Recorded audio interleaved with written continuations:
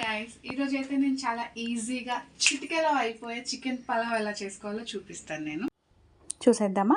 దీనికి కావాల్సిన ingredients chicken, onions, పచ్చిమిర్చి, పుదీనా, కొంచెం నిమ్మరసము, జింజర్ గార్లిక్ పేస్ట్, నెయ్యి, నిమ్మరసం అనమాట. 2 నిమ్మకాయలని జ్యూస్ తీసి పెట్టుకోవాలి. ఇంకా వచ్చేసి గరం మసాలాలన్నీ, ధనియాల పొడి, చెక్క లవంగా పొడి, జీలకర్ర పొడి, ఉప్పు, కారం, పసుపు ఇవన్నీ పక్కన పెట్టుకోవాలి. ఫస్ట్ మనం ఒక మందపాటి ప్యాన్ కానీ కుక్కర్ పెట్టుకున్నాను నేనైతే. దాంట్లో 2 స్పూన్లు నెయ్యి వేసుకుని 1 స్పూన్ నూనె వేసుకున్నాను. దాంట్లో గరం మసాలాలన్నీ వేసుకున్నాను. కొన్ని లవంగాలు, యాలకులు, దాల్చిన చెక్క, 1 స్పూన్ షాజీరా వేసుకున్నాను. అవి కొంచెం అట్లా వేగిన తర్వాత దాంట్లో పచ్చిమిర్చి వేసుకుని అవి కూడా కొంచెం వేగిన తర్వాత ఉల్లిపాయలు పొడవుగా కట్ చేసుకుని పెట్టుకున్నాను నేను. అవి కూడా 2 నిమిషాలు వేయించుకోవాలన్నమాట. ఇవలా కొంచెం ఫ్రై అయిన తర్వాత దాంట్లో ఒక 1.5 స్పూన్ జింజర్ గార్లిక్ పేస్ట్ వేసుకుని అది కూడా బాగా ఫ్రై చేసుకోవాలి. జింజర్ గార్లిక్ పేస్ట్ ఎప్పుడైనా బాగా ఫ్రై చేసుకుంటే ఆ ఫ్లేవర్ చాలా బాగుంటుంది ఫ్రెండ్స్. అలా పచ్చిది కాకుండా కొంచెం అట్లా వేయించితే మాత్రం చాలా బాగుంటుంది. జింజర్ గార్లిక్ పేస్ట్ అలా కొంచెం వేగిన తర్వాత 1 స్పూన్ ఉప్పు, 2 స్పూన్ల కారము, చిటికెడు పసుపు, దాంట్లోనే కొంచెం ధనియాల పొడి, కొంచెం చెక్క లవంగా మసాలా పొడి వేసుకుని కొంచెం ఒక 1/2 స్పూన్ జీలకర్ర పొడి వేసుకొని ఇవి కూడా బాగా కలుపుకోవాలి. నేనైతే ఇవన్నీ ఈ నెయ్యి ఏదైతే ఉందో దాంట్లోనే వేసి కలుపుతాను ఫ్రెండ్స్. ఇందాక మీకు చెప్పడం మర్చిపోయాను, నేను జీడిపప్పు కూడా యాడ్ చేశాను ఇందులో. ఇవన్నీ వేగిన తర్వాత చికెన్ ఏదైతే ఉందో మనం కడిగి పెట్టుకున్నది, నేనైతే 1/2 కేజీ చికెన్ తీసి పెట్టుకున్నాను. ఆ చికెన్ కూడా వేసేసి బాగా కలుపుతూ ఉండాలి. కలిపిన తర్వాత ఒక 2 నిమ్మకాయలు మనం పిండుకుని పెట్టుకున్నాం కదా, అది కూడా వేసేసుకోవాలన్నమాట. అది కూడా బాగా కలుపుకొని పెట్టుకోవాలి పక్కన. ఇవి అలా ఒక 5 నిమిషాలు ఫ్రై అవుతూ ఉంటాయి అన్నమాట. అంటే ఈలోపు మనం మూత పెట్టుకుంటే జస్ట్ కింద నుంచి మనకి ఏదైతే ఆయిల్ చికెన్లోంచి వచ్చే అది ఉంటుంది, ఆయిల్ ఉంటుంది కదా, అదంతా బయటకు వస్తుందన్నమాట. చూడండి ఎలా వస్తుందో.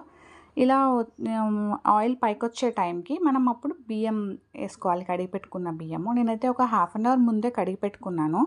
బాస్మతి రైస్ నేనైతే చేయడం లేదు ఫ్రెండ్స్ ఈరోజు. ఎందుకంటే పిల్లలు, మా వారు వచ్చేసి బాస్మతి రైస్ కన్నా మామూలుగా రెగ్యులర్గా మనం తినే రైస్ ఉంటుంది కదా, దాంతో చేస్తే ఎక్కువ ఇష్టపడతారనమాట. ఈసారి అయితే ముందే చెప్పేశారు మాకు నార్మల్ రైస్తో చెయ్యి అనేసి. అందుకని చెప్పి నేను నార్మల్ రైస్తోనే చేస్తున్నాను. దీనికి వాటర్ కొలత వచ్చేసి ఒక గ్లాస్ రైస్కి 1.5 గ్లాస్ వాటర్ పోసుకోవాలి. ఇది వేసుకున్న తర్వాత బాగా కలుపుకోవాలి. ఒక 5 మినిట్స్ అట్లా కలుపుకున్న తర్వాత దాంట్లో నేనేం చేశానంటే మీకు ఏదైతే రేషియో చెప్పానో వాటర్, దాన్ని వేడి నీళ్ళు కాసి పెట్టుకుని ఆ వేడి నీళ్ళు పోసానమాట.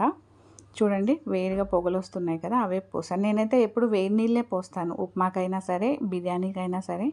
ఒక రైస్లో చల్లనీళ్ళు కన్నా వేడి నీళ్ళే పోయాలంట, బాగుంటాయని అమ్మ చెప్తుంది. ఎందుకని అమ్మ చేసినట్టే నేను చేస్తున్నాను ఇప్పుడు పలావు.